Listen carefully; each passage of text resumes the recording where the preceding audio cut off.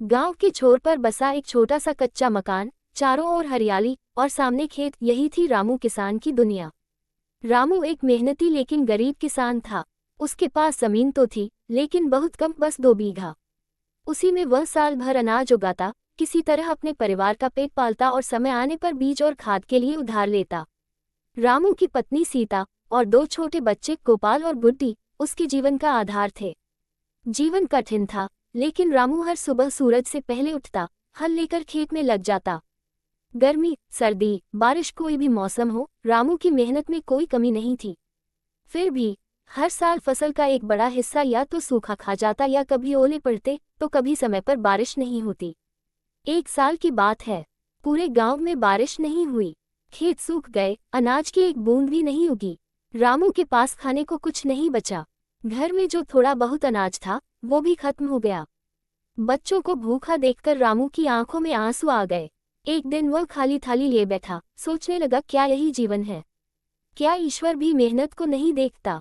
सीता ने रामू से कहा, कुछ दिनों के लिए शहर चलो, वहां मजदूरी करके कुछ कमा लाओ, यहाँ तो कुछ नहीं बचा।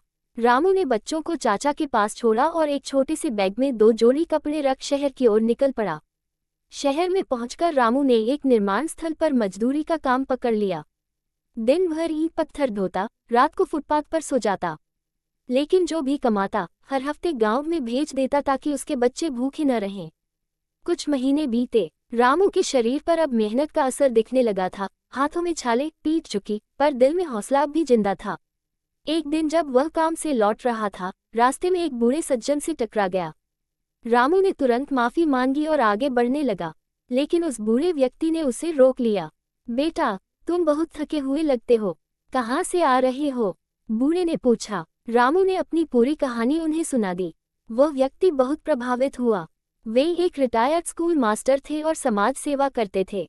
उन्होंने रामू से कहा, तुम्हारी मेहनत और ईमानदारी देखकर लगता है तुम बहुत आगे जा सकते हो।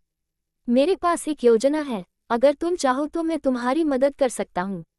रामू पहले तो झिझका, लेकिन फिर उनकी बात मान ली। मास्टर जी ने उसे कुछ पैसे दिए और सलाह दी कि गांव लौटकर एक नया तरीका अपनाओ, पारंपरिक खेती नहीं बल्कि सब्जियों की खेती करो, कम पानी में ज्यादा लाभ मिलता है। साथ ही कुछ मुर्गियां और बकरी पालने की भी सलाह दी। रामू गांव लौटा और नए जोश के साथ काम में लग गया।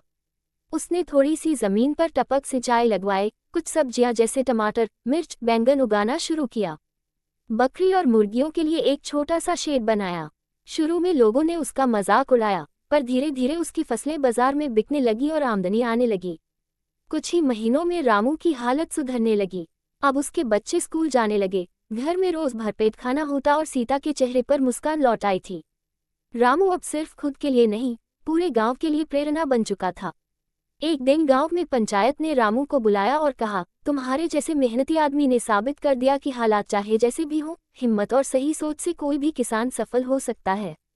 रामू ने मुस्कुराते हुए कहा, गरीबी कोई अभिशाप नहीं, लेकिन अगर हम मेहनत को समझदारी से नहीं जोड़ेंगे तो नतीजा कभी नहीं बदल पाएंगे।